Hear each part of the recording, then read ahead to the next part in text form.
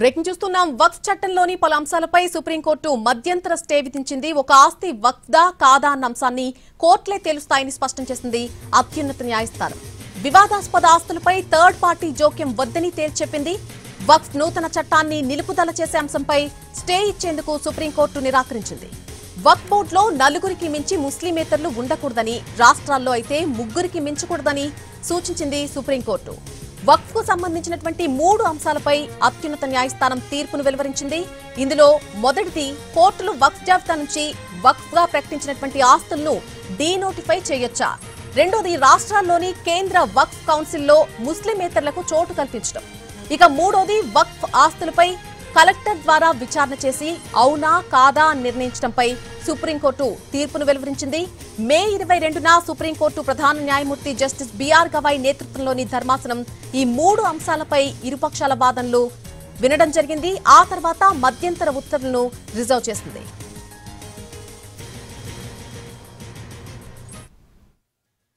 The Supreme Court has made very categorical interim order today.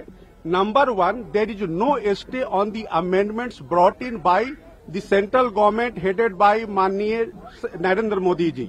So there is no stay on the amendments. Only there is a interim order in favor of the petitioners regarding that they cannot be deprived of the work property without following the procedure laid down in the law, including the amended law. Third, that if any work has to be taken by the government or the possession has to be taken back, that the procedure laid down in the Waqf Act, including the amendment of the Waqf, that procedure has to be followed by the tribunal as well as by the Honorable High Court.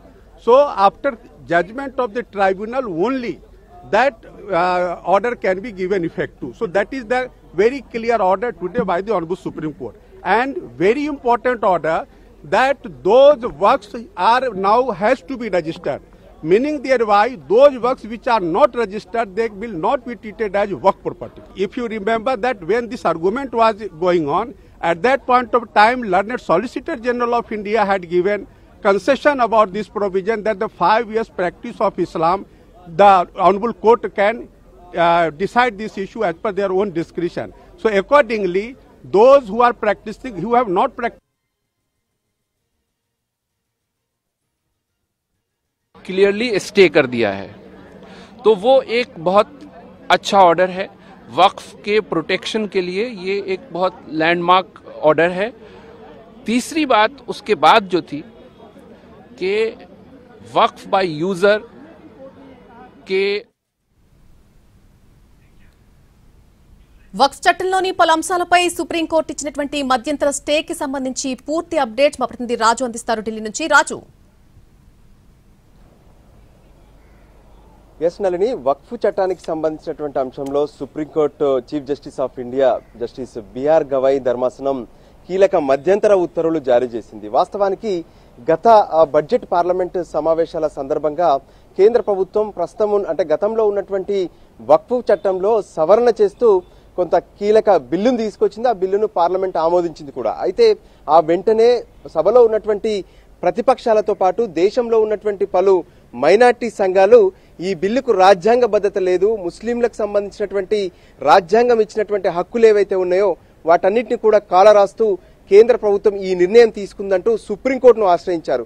అంతేకాదు కొత్తగా సవరణ తీసుకొచ్చినటువంటి ఈ వక్ఫ్ చట్టాన్ని నిలుపుదల చేయాలంటూ కూడా సుప్రీంకోర్టులో తమ వాదనలు వినిపించారు. అయితే ఇరువైపులా వాదనలు విన్నటువంటి supreme court chief justice of India ధర్మాసనం దీనికి సంబంధించి గత మే నెలలోనే మే 22న తీర్పును రిజర్వ్ చేశారు. ఈ రోజు కొద్దిసేపటి క్రితమే తీర్పును ప్రకటించారు. ఇందులో పలు కీలక అంశాలపై అంటే ఈ చట్టాన్ని మొత్తం కూడా స్టే చేసేటటువంటి అంశాన్ని నిరాకరించడంతో పాటు కొన్ని అంశాల్లో మాత్రం స్టే విధించాల్సినటువంటి అవసరం ఉందంటూ ఆ విషయాలను తమ ఆదేశాల రూపంలో జారీ చేశారు. అందులో కీలకంగా అంటే చట్టంలో మాత్రం ఈ వక్ఫ్కు సంబంధించినటువంటి డిస్ప్యూట్ ల్యాండ్స్ కు సంబంధించినటువంటి విషయంలో కలెక్టర్దే తుది నిర్ణయం అనేటువంటి అంశాన్ని చేర్చారు. కానీ సుప్రీంకోర్టు ఇచ్చినటువంటి అంశంలో కలెక్టర్లు కాదు, ఖచ్చితంగా కోర్టులు మాత్రమే అవి వక్ఫ్ ఆస్తులా లేదంటే ప్రభుత్వ ఆస్తుల అనే విషయాన్ని తుది నిర్ణయం తీసుకుంటాయనే విషయాన్ని స్పష్టం చేశారు. ఇక దాంతో పాటు ఏ విధంగానైతే ప్రభుత్వం పెట్టినటువంటి యాక్ట్ లో ఈ వక్ఫ్కు సంబంధించినటువంటి బోర్డ్స్ లో ఎవరైనా సరే అంటే ముస్లిమేతరులను కూడా మెంబర్లుగా పెట్టొచ్చు అనేటువంటి అంశాన్ని చెప్పింది. అయితే దానికి సంబంధించి సుప్రీంకోర్టు మాత్రం కొన్ని రిస్ట్రిక్షన్స్ పెట్టింది. అంటే ఇవి నేషనల్ స్థాయిలో ఉండేటటువంటి వక్ఫ్ బోర్డ్స్ అయితే 4 ముస్లిమేతరులు ఉండొచ్చు, అదే రాష్ట్రాలకు వస్తే మాత్రం 3 మించి ఉండొద్దనే విషయాన్ని కూడా స్పష్టం చేశారు. ఇక దాంతో పాటు ఈ వక్ఫ్ ఆస్తులకు సంబంధించి ఎవరైనా వక్ఫ్ ఆస్తులుగా ఆ భూములను డొనేట్ చేయాల్సి వచ్చినటువంటి పరిస్థితుల్లో ఎవరైతే ఆ భూములను వక్ఫ్ కోసం ఇస్తున్నారో వాళ్ళు ఖచ్చితంగా 5 ఏళ్ల పాటు ఇస్లాంను అనుసరించాల్సి ఉంటుందనే విషయాన్ని ప్రభుత్వం చట్టంలో తీసుకొచ్చింది. కానీ అలా కాదు, దీనికి ఆ నిబంధనను స్టే చేస్తున్నామనే విషయాన్ని కూడా సుప్రీంకోర్టు స్పష్టం చేసింది. అయితే అదే సమయంలో ప్రభుత్వం కూడా ఎన్నో వాదనలు వినిపించింది. అంటే తాము తీసుకొచ్చినటువంటి సవరణలు ముస్లింలకు వ్యతిరేకంగా కాదు, వాళ్ళ హక్కులకు వ్యతిరేకంగా కాదు, ఇప్పటి వరకు వక్ఫ్ పేరుతో ముస్లింలో ఉన్నటువంటి ఉన్నత వర్గాలు మాత్రమే ఆ ఆస్తులను అనుభవిస్తున్నారు. పైగా పార్లమెంట్ లాంటి ప్రాంతాన్ని కూడా వక్ఫ్ ఆస్తులుగా ప్రకటించుకునేటటువంటి పరిస్థితులు ఉన్నాయి. అందుకోసమే దీన్ని కొంత నియంత్రించాల్సినటువంటి అవసరం ఉందనే విషయాన్ని స్పష్టం చేశారు. అంతేకాదు ఇక్కడ ఎవరైతే పేద కుటుంబాలకు సంబంధించినటువంటి ముస్లింలు ఉంటారో వాళ్లకు మేలు జరిగేందుకే ఇటువంటి ప్రయత్నాలు చేశామని చెప్పి అటు కేంద్ర ప్రభుత్వం చెప్పింది.